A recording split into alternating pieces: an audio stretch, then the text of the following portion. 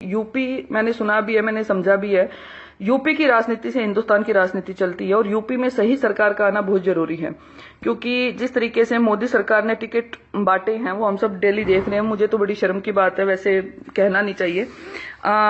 मोदी सरकार ने, अभी मैंने थोड़े दिन पहले अमित शाह जी का भाषण सुना। अमित शाह जी ने कहा कि हमें यूपी को समाजवादी के गुंडों से बचाना है। ये जो गुंडई सरकार है समाजवादी की, इससे हमें यूपी को बचाना है। तो मैं वो उस टाइम पे वो भाषण लाइव देख रही थी, मुझे लगा मुझे बड़ी अच्छी बात है। लेकिन मैं थोड़ा सा प्रकाश ना अमित शाह जी की पर्सनल लाइफ पे डालना चाहूंगी, क्योंकि लोगों को पता होना चाहिए। अमित शाह जी 2010 में जेल गए थे मर्डर केस में। अमित शाह जी के ऊपर 13 हीनियस क्राइम केसेस चल रहे हैं। 13 से ज्यादा हो सकते हैं, कम नहीं है। ये रिपोर्ट कहती है, आप चेक कर सकते हो, जिसमें से महिलाओं के शोषण के भी केसेज हैं, फोन टैपिंग के केसेज हैं, मर्डर केसेज, एक्सटोर्शन केसेज हैं। बड़ी शर्म की बात है। सेकंड, इनके जो मेन आदमी हैं बीजेपी के अध्यक्ष यूपी के केशव प्रसाद मौर्य जी, जो बड़े अपने आप को शालीनता के व्यक्ति तो अपने आप को समझते हैं, लेकिन उनके ऊपर भी 11 केसेज है। जो धर्म के नाम पे पंगे करवाना, धर्म के नाम पे राजनीति करना, एक दूसरे को भड़काना, दंगों के आरोपी, मर्डर के केसेस, महिलाओं से बदतमीजी के केसेज उन लोगों के ऊपर चल रहे हैं। तीसरा, संगीत सोम, हम सब भूले नहीं है। मुजफ्फरनगर के जो दंगे थे वो हम सब भूले नहीं है अभी तक। संगीत सोम का क्या वहां पे मेन रोल था, शायद मुझे बताने की जरूरत नहीं है। वो आदमी बीजेपी का प्रत्याशी है। योगी आदित्यनाथ जी, जो अपने आप को बहुत बड़े ये कहते हैं हम गौ रक्षक हैं और हमने ये कर दिया और मैं हिंदुत्व का वो हूं। 3 मर्डर केसेस चल रहे हैं योगी आदित्यनाथ जी के ऊपर। अगर मैं गलत नहीं हूं तो मेरे ऊपर मर्डर केसेस कैसे चल जाएंगे? आप गलत नहीं हो, आपके ऊपर कैसे चल जाएंगे? क्यों बीजेपी सरकार में इतने सारे क्रिमिनल आदमी और जो अपने आप को स्टार प्रचारक बता रहे हैं यूपी का, जो अपने आप को ये कह रहे हैं कि हम स्टार प्रचारक, अगर स्टार प्रचारक ये लोग हैं या ये बीजेपी के प्रत्याशी हैं तो हालात क्या हैं? बड़ी शर्म की बात है। तो अगर ये सिचुएशन देश में राइज हो रही है तो मैं यही कहना चाहूंगी आप लोगों को, आप लोग देखिए किसने क्या किया है।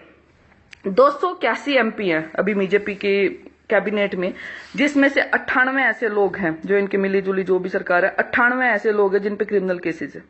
98 तो मोदी जी की जो भी चुनावी जुमले थे या जो भी प्रशांत किशोर की मार्केटिंग थी, जो इनकी एडवर्टाइजमेंट सेल थी, बीजेपी की आईटी सेल थी, जो इन लोगों ने जो बड़े बड़े चुनावी वादे किए थे, उन वादों का क्या हुआ? कौन सा ऐसा करप्ट आदमी जेल में गया, चाहे वो कांग्रेस का था चाहे वो बीजेपी का था? इन्होंने डाला, कोई एक्शन लिया? आरटीआई एक्ट का क्या हुआ? और उसके बाद ऐसे लोगों को टिकट बांटना जो खुद मर्डरर हैं, रेपिस्ट हैं, और ऐसे लोगों को ये लोग सामने लाके खड़ा कर रहे हैं। फिर ये देश सुधारने की बात करते हैं, देश बदलने की बात करते हैं, और इन लोगों को ये लगता है कि जनता इतनी मूर्ख है कि देश बदल देंगे ये लोग।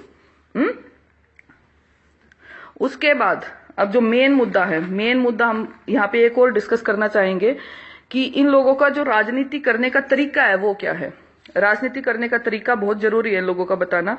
आपको याद होगा जब वाजपेयी जी की सरकार आई थी, उस टाइम पे इन लोगों ने दंगे करवाए थे, ठीक है? उस टाइम पे भी इनका चलन ही ये है। उसके बाद राम मंदिर वाला मुद्दा आज तक पेंडिंग पड़ा हुआ है। जब मोदी सरकार में इतना दम है तो क्यों राम मंदिर आज तक नहीं बन रहा है? क्यों राम मंदिर के नाम पे इतनी राजनीति हुई है? क्यों मुजफ्फरनगर दंगे के आरोपी आज तक जेल में बंद है? क्यों इन लोगों ने दंगे करवाए? अब इन लोगों को पता है कि एक प्रॉपर जाति विशेष के लोग कितने लोग बंद है? क्यों हरियाणा में इन लोगों ने इतना गंदा काम करवाया? जात के नाम पे, धर्म के नाम पे राजनीति करने वाली भाजपा सरकार हिंदुस्तान की पहली सरकार है जिन्होंने हरियाणा में जो मेरे भाई बंधु इतने मारे गए हैं, इन्होंने जो गोलियां चलवा दी खड़े होके, ऐसा तुगलकी फरमान तो पूरे वर्ल्ड में कहीं पे भी नहीं है, ठीक है? ऐसा तुगलकी फरमान पूरे वर्ल्ड में कहीं पे भी नहीं है जो इन लोगों की सरकार है, ठीक है? और ये मेरे भाई साहब यहाँ पे मुझे बीजेपी विरोधी बता रहे हैं। मैं राजवीर भाई साहब आपको ये बताना चाहूंगी, मेरी हिस्ट्री चेक कर लेना। 20 साल से बीजेपी वाले हैं हम, मेरा पूरा खानदान बीजेपी को वोट देता था, ठीक है? ये बीजेपी विरोधी नहीं है, ठीक? ये वे इंसान बोल रहे हैं जिन्होंने ये चीज अपनी आंखों के आगे हमने लोगों को मरते हुए देखा है। और एक as a civilized citizen of India मेरा ये अधिकार है, मैं लोगों को बताऊंगी, जागरूक भी करूंगी कि सरकार ने क्या किया है।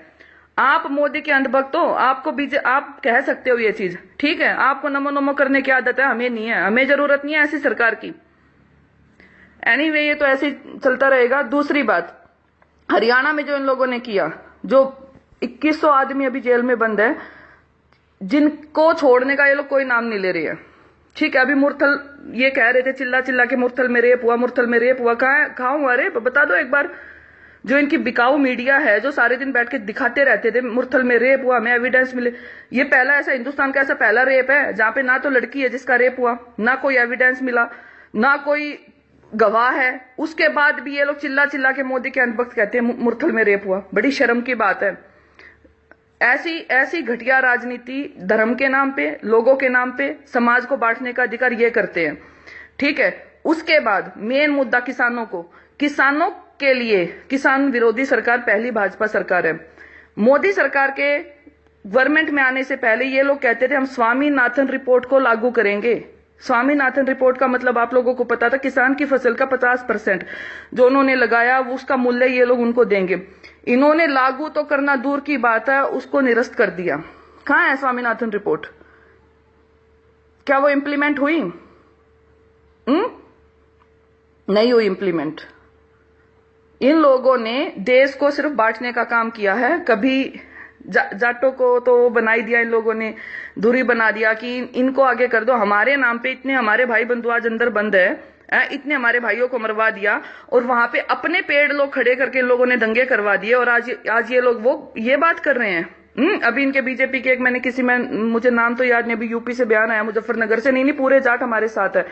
मैं आज एक बात कहना चाहूंगी, जिसका मरा है उसको पता है, जो दुखी है उनको पता है। वो जवाब तो इलेक्शन में इनको मिल जाएगा, लेकिन मेरा फिर भी आह्वान आप सब लोगों से, ऐसी सरकार का बिल्कुल साथ नहीं देना। आप किसी को भी वोट दो, कांग्रेस को दो, सपा को दो, मायावती को दो, किसी को भी दो, XYZ, चाहे अपनी इंडिपेंडेंट पार्टियां बना लो, किसी को भी दो, लेकिन मैं पर्सनल रिक्वेस्ट है यूपी में ऐसी सरकार को वोट मत देना, वरना जो हाल आज हमारा हो रखा है वो हाल आप सबका होने वाला है, बहुत जल्दी होगा।